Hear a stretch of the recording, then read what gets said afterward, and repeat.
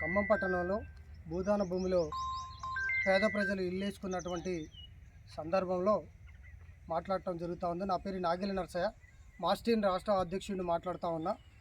ప్రజలకు ఎక్కడైతే అన్యాయం జరిగిద్దో అక్కడ వెళ్ళి సమస్యలపై మాట్లాడటం అనేది మా నైజం.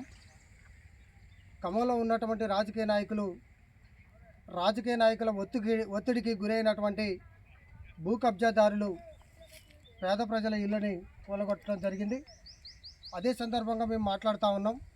ప్రజానీకాన్ని కాపాడాల్సినటువంటి ప్రభుత్వమే ఈ రకమైన చర్యలు తీసుకొని పేద ప్రజల ఇల్లును కూలగొట్టారు. వారికి జరిగినటువంటి నష్టాన్ని ఎవరు పూడ్చాలనేసారని ఈ సందర్భంగా పొంగులేటి శ్రీనివాసరెడ్డి గారిని అడుగుతూ ఉన్నాం.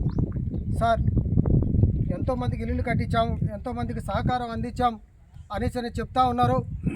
మీరు చెప్పే అటువంటి క్రమంలో ఇటువంటి చూస్తే చిక్కుపడాల్సిన అవసరం ఉంది అనేసరని ఈ సందర్భంగా మీకు తెలియజేస్తున్నాం. దయచేసి మీరు గమనించాలి. మాలాంటి వాళ్ళు మాట్లాడుతూ ఉన్నాం అనేసరంటే మీరు ఎంత దిగజారిపోతూ ఉన్నారో ఆలోచించాల్సిన అవసరం ఉందనేసరని ఈ సందర్భంగా మీకు తెలియజేస్తున్నాం.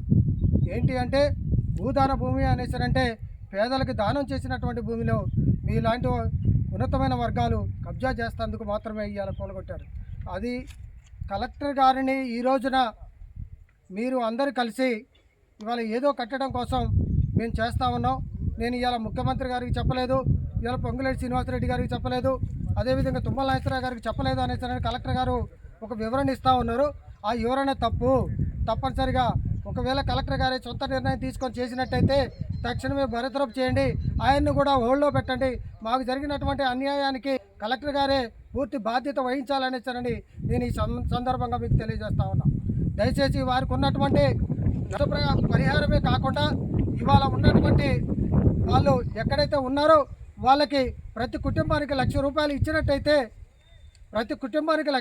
ఇచ్చినట్టయితే ఆర్థిక స్థితిగతులు కొంత మెరుగుపడతాయి.